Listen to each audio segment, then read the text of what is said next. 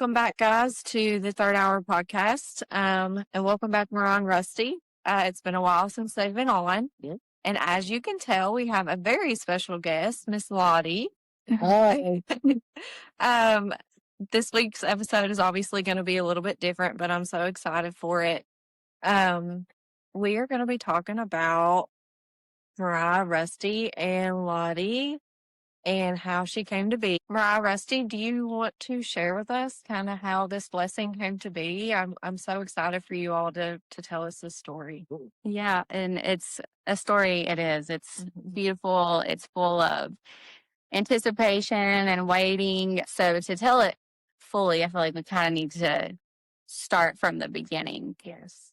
So Rusty and I have been together for 6 years now. We've been married for going on 4 at the end of this month.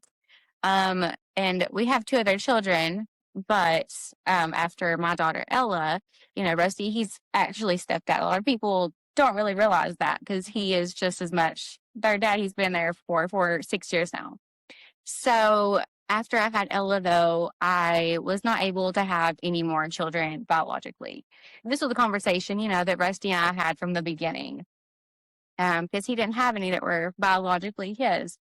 So from the beginning, when we dated and stuff, we kind of talked if we ever felt like God was pulling us, that we would maybe look at the IVF process. So after we got married, pretty shortly after that, of course, we were praying for God to lead us. We started seeing a couple of IVF doctors, and we never really felt like we were getting the go ahead from God to move forward.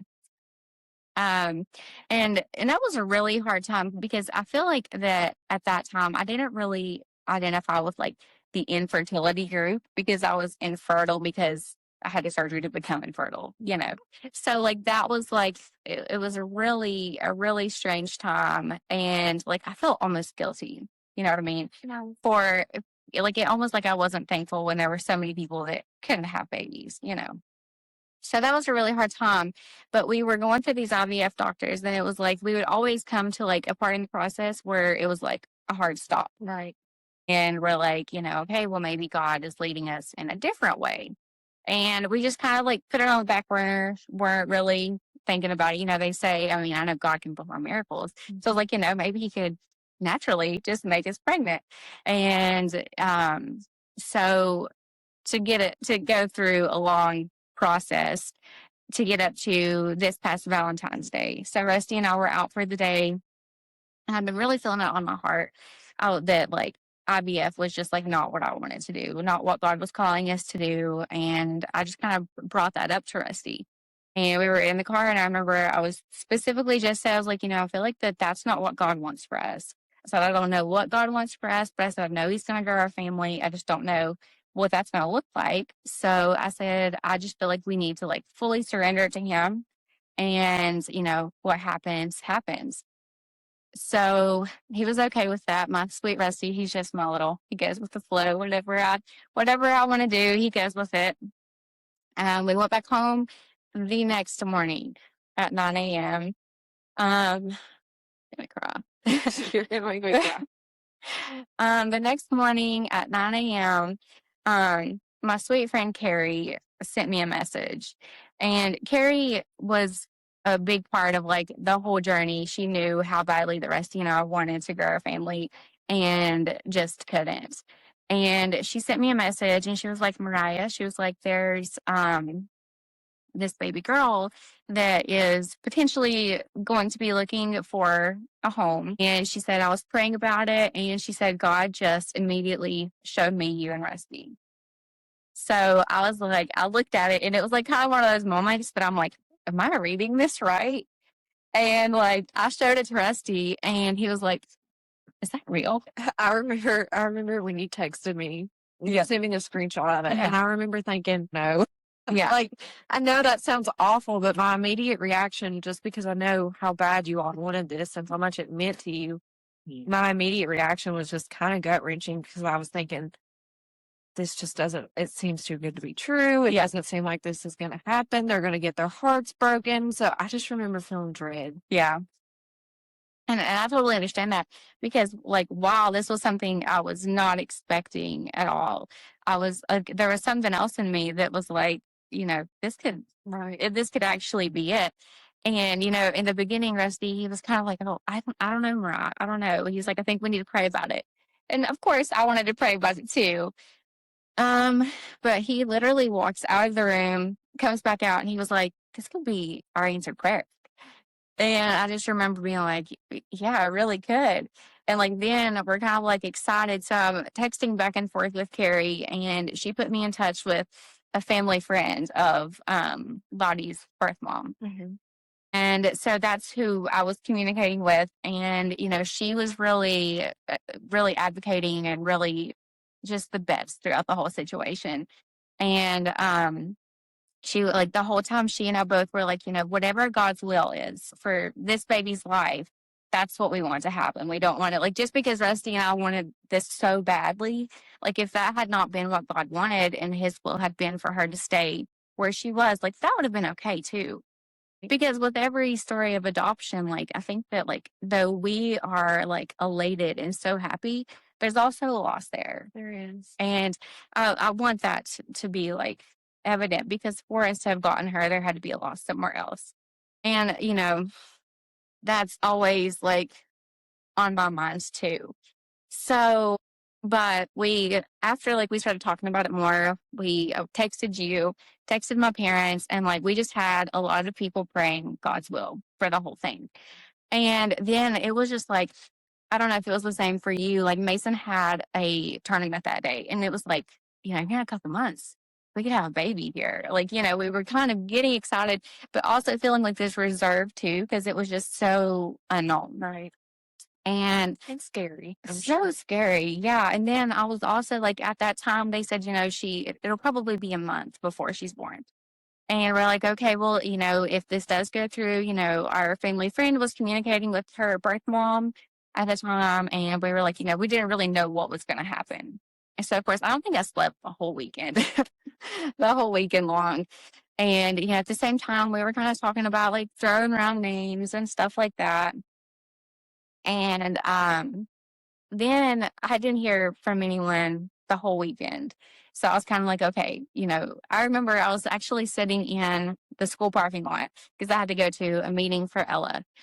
And I was sitting there in the parking lot. I was like, okay, God, I'm starting to feel a little bit, disheartened about this. If this is not your will, then God, like, let this feeling pass from me. Just like, give me peace and understanding. So I remember I literally said amen. And, like, I looked up at my phone and I had a message from the family friend of her birth mom. And she was like, hey, it's been really crazy weekend, but in a crazy turn of events, the baby's here.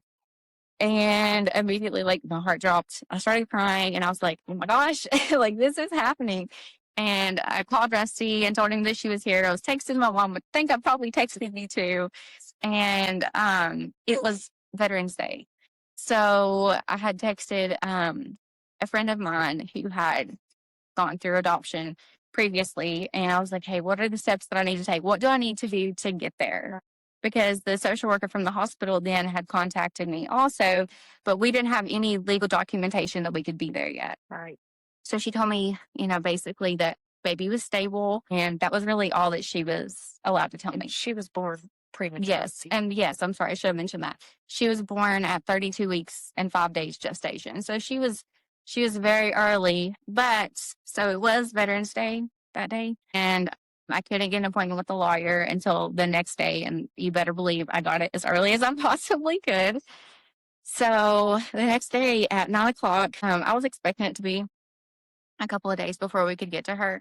But our lawyer was just amazing. Like, when I tell you the people that God has placed in this, throughout this, is just, and it's incredible. It's been so, I think about it, I just get so overwhelmed with emotion because it's just so evident that God's hands are in this story. And it's just been it's such a blessing to witness and be a part of it with you guys. And it's just, it's been totally insane. And, like, I say all the time that, like, I feel like I was, like, living on like, I don't know, autopilot, because it was like we were there and like going through all these things, but I'm like, my brain, like things were happening so fast at that point that my brain was like not comprehending. Sure. Not I can't even comprehending. imagine. Like, that's just, Yeah. So the day after Veterans Day, so Tuesday, she was a day old at this point. So we went to the lawyer. The lawyer's like, I've got some papers I've got to write up. I'll send it to the hospital and they'll have to get, the birth mom to sign everything for you so that you guys can get there. And it was like a power of attorney paper, consent for adoption, all of those sort of things. And I had told Rusty just to go on to work because I wasn't anticipating it to be that day or maybe not even the day after. So he went to work like an hour and 15 minutes away. Yeah. And I went back home to work and my lawyer called. She was like, okay, you can go. I was like, wait, what? She was like, yeah, you can go to Johnson City. what a whirlwind. Yeah. And like Rusty had just gotten to work and I called him and I was like, you want to go see our baby girl? And he was like, what?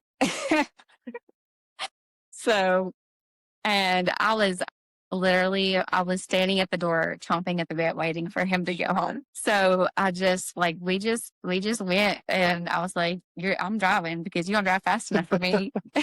So I did. I drove, and I typically hate to drive, so that's actually saying a lot. But anyways, we get there. And we had no idea where we were going in this hospital, but we get there and they take us in, and like it was, gosh, the peace of God. Like, it was just so insane. The second that we walked in, they were like, oh, okay, you're her parents. And they're like, this is her. And like, you see this little 2-pound, 15-ounce baby girl laying there. Now, she was like, I had told Rusty, I was like, you should prepare yourself because I don't know, like, well, if she's hooked up to anything. I was honestly kind of anticipating like maybe a ventilator. And you're a nurse. Yeah. You kind of have that medical background. So I'm sure that every scenario was probably running through your head. Absolutely. And we just didn't know. And she was laying there. I mean, she was just content. Just content as she could be with red hair. And it's kind of crazy. I always told my mom when I was younger that I wanted me a redhead baby. And when I'm telling you, whenever God does something, like he pays attention to those little like minute details. And she was the nurse was going over everything, and she was great. She was 32 weeks gestation, 2 pounds 15 ounces, and was on no supplemental oxygen.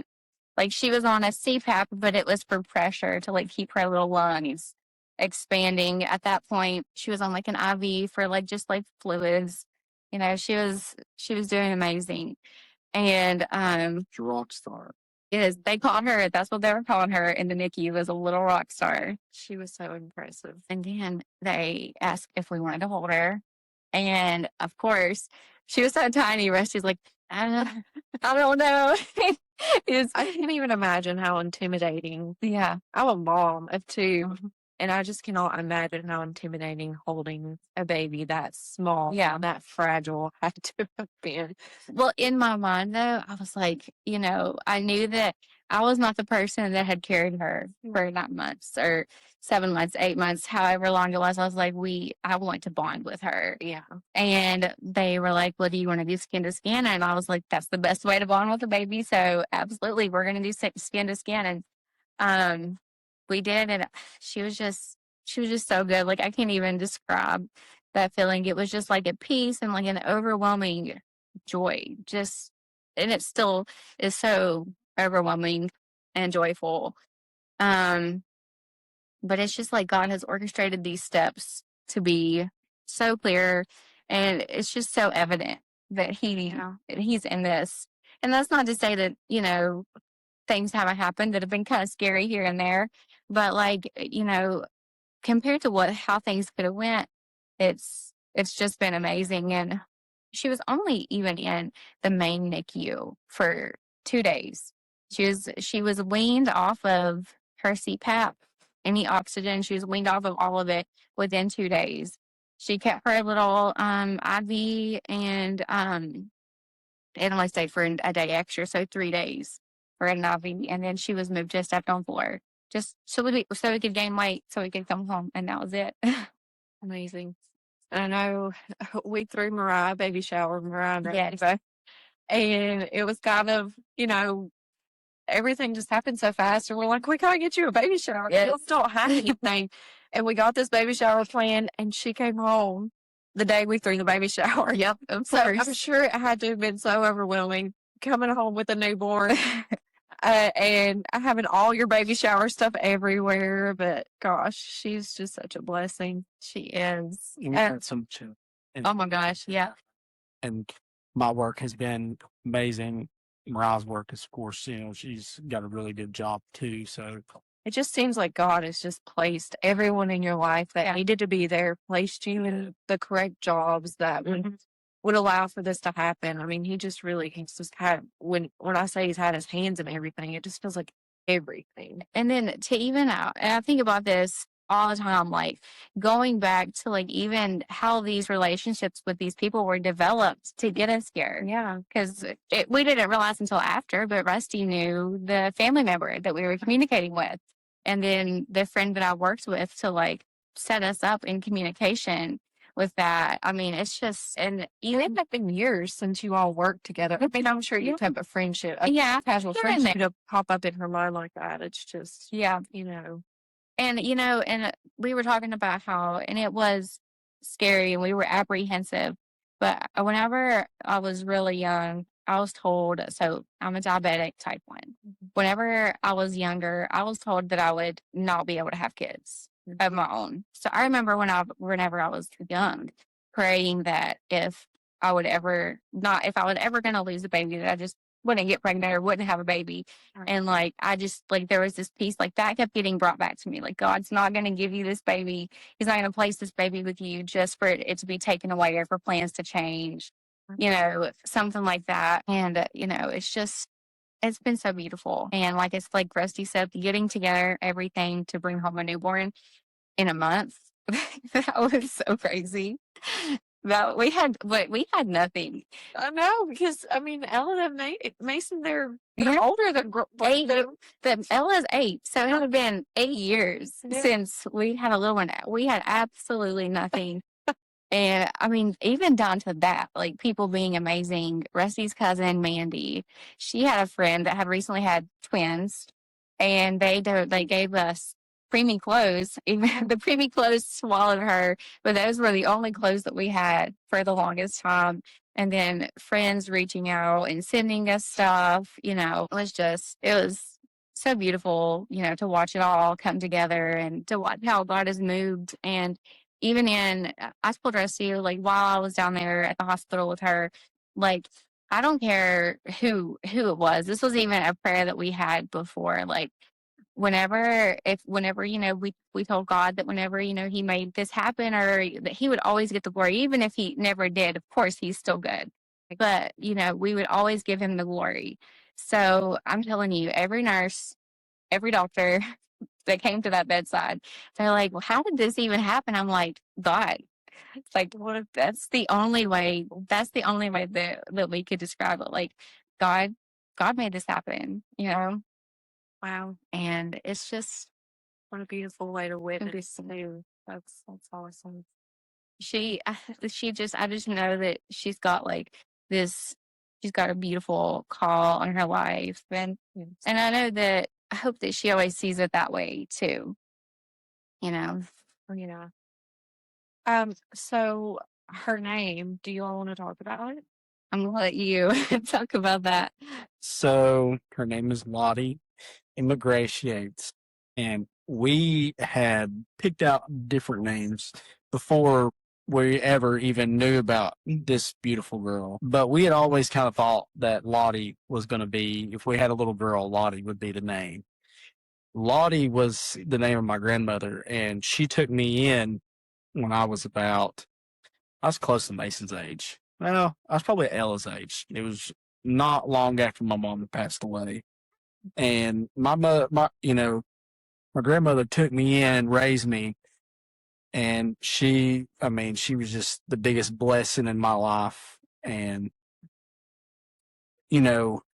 it just seemed right to name this beautiful girl Lottie because we were taking her in and we were taking care of her and raising her and trying to give her the best life that she could ever have. And that's what my grandmother did for me because it's hard to say what would have happened if she hadn't been able to take me in. So it just felt right. And we kind of struggled with the middle names for a little bit. We didn't know if we wanted to do Grace or Emma Grace, but I was pretty stuck on Emma Grace. Even down to right before she was discharged, we were struggling with that middle name. Yeah. Right.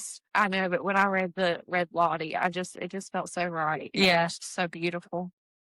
Yeah. And I know my grandmother could be absolutely adore. She would love this little girl more than anything. So Rusty and Mariah kind of talked about her experience and how it was for her. You know, do you want to share a little bit of your journey and how it was from your side of things? Yeah. You know, we'll go back to before we actually had made the decision about Lottie. And, you know, Mariah mentioned that I was kind of, I don't want to say on the fence, but I was a little more, you know, reserved. I feel like that's natural for a man and a woman. Yeah. Yes. I mean, of course, Mariah was like chomping at my to get her. And I think and it's not that, of course, you know, I love this girl more than anything, but I was Guarded. Didn't know the situation, I didn't really know, we didn't know the specifics. And, you know, I was kind of guarded. So the baby, when we finally got to her and she was in the hospital for about a month. Right out of my About a month, yeah. We were, you know, me and Mariah was having to take turns, but she done most of the time with the baby out there. And definitely toward the end is when last couple of weeks is when they started like the feeding times and stuff. I felt like, you know, it would be easier for me due to my work and her work for me to stay home and take care of the kids. And Mariah could be there with the baby and work from the hospital. So I'm sure that had to have been hard. Yeah, being Sure, separated. you wanted to be there, Yeah, I wanted to be with the baby. I wanted my wife. right? I think it was pretty hard on the kids, on Mason L. I think they struggled with it because they didn't understand. They just thought, well, mommy's not here. And Also, I've never really been away from you like that. We haven't. yeah, and it was definitely a shine a light on, you know, getting the kids ready for school and everything and all the things that See how much Bob does. does in the mornings. And I do try to help, but I'm getting rushed out the door for work. So, but I felt like, you know, it was a good experience for me to be like, hey, this is a little bit of a different pace. And yeah, honestly, I mean, is there anything you want to share about that? Because I mean, you were with her at the hospital. I was with the kids. I mean, Well, neither of us could be in two places at once. And I think that was so difficult for both of us. And, you know, Mason, he's in travel basketball all the time. So him being here, and then my parents too, like everyone was really stepping up. Like, I don't know how we would have gotten it all done and had it not been for like you being so like comfortable and okay with being at home, you know, that just I knew that the kids were so well taken care of and they were getting loved on. We were getting to FaceTime, but then of course they had not really been sick all year long. Of course, the second that, you know, we were blessed with Lottie, they get sick. So when they get sick, that means we have a 3-pound baby in the hospital in the NICU. We could not be bringing those germs. And not only that, but like we thank the Lord, we're able to get a room at the Ronald McDonald House, which was right across the road from it's actually in the parking lot of the hospital. I want to really shout out the Ronald McDonald House because I never truthfully knew what all they did, but you know, it's amazing. I mean, it looks like a house. They take you in, they feed you, like you get a fresh meal, like your meals are taken care of. Now, for the most part, for breakfast, it'll be like cereal, something like that. For lunch, they have either leftovers from dinner the night before. They always have like sandwich stuff available, canned soups. They have anything really. But then every night, your dinner is catered. And like the amount of support that they had from the community in Johnson City is just insane. Even some sororities at Appalachian State, they would come and like one day they cooked us brunch on a Saturday. I was like, I did not realize that was nonsense. Laundry detergent covered, everything was covered. Yeah, Gifts they give, like, you know, the kids, you know, when we brought the kids, they were like, "Do you have other children?" And we're like, yeah. Well, as soon as that lady, I can't remember her name, the lady that done like the cleaning and stuff that weekend, because they rotated, she was like, as soon as your kids are here, bring them to me. I'm going to take care of it. Yeah. And then she took them downstairs, and they had like all kinds of like little things, toys and stuff. And she took care of them. And, you know, there was all kinds of gifts, like gift bags that they give, blankets, sleepers. They give you journals for journaling. You know, I mean, and I truthfully I didn't know what all that it was. Everyone was they were so kind. I just can't say enough good. And I didn't know this either. So this is probably a little publicity for them or marketing for them. But when you go to McDonald's, you can choose to round up. And all the money for any of the McDonald's around here, it is going to go to the house in Johnson City. So your money stays local. So I know that. I'm telling everybody. Yes, absolutely. Yeah, round up. Because now it was such a blessing to you. Oh my goodness. You telling us just like the relief you had once you were able to get it. Yeah, and it was just like, so, like I said, we got to Johnson City to be with Lottie on Tuesday. And by Thursday, I had a room. So, and it was just like they took me on this tour, and I don't think that up to that point that it had all like really super sat in. But like I remember walking in this room, and like they were like, "Okay, well, we're gonna leave you be. Come down for dinner in a few minutes or whatever, you know." And I remember just sitting on the couch in our room and like sobbing. Like I was just like thanking God for just lining it all up, but. Anyway, that room, room 5, was the source of many prayers, many long nights. But it was really beautiful there. I mean, what a blessing. I did not know all that. I did not know that. I literally just thought it was like a hotel room. Yeah, that's in my mind. That's what that was. So that's amazing. That's truly a blessing. I don't think that a lot of people realize. Did not realize that. I'm glad you mentioned that. Yeah. I didn't realize when you choose to round up that stays local. Yeah. So you're helping local families, which, I mean, that really means something. We're a Christian music podcast. Yeah. So I wanted to ask you all, is there a song that you all kind of turn to during this time, or is there anything that kind of spoke to you? So I actually have like a couple that I kind of played. Figured you did. I played on repeat pretty much. And 2 of them are like really stick out to me because when we were on our way to the hospital, there were songs that like played on our way there. And one is The Goodness of God. And then the other one was The Lord Will Provide. And those are, of course, shouting songs, you know, immediately. Absolutely. And, of course, God, I'm just grateful. It was one too. That's awesome. Very fitting. But there was one other one too, and it was just kind of the song that like was just on my heart a lot, especially if I was feeling like overwhelmed or stressed. And it's an old hymn, and it's As the Deer Panteth. We might have to look that up, but it's just like a calming, you know. I'm not going to sing it because we would lose views. But it starts out, it's like, as the deer panteth for the water, so my soul longs after you. And it goes on, it says, you alone are my heart's desire, and I long to worship you. And it's just like a song of just like glorifying God. And, you know, that one always it seemed like that one stuck out to me a lot, and it helped quiet all the noises in my mind, you know, so. Awesome. Rusty, do you have one?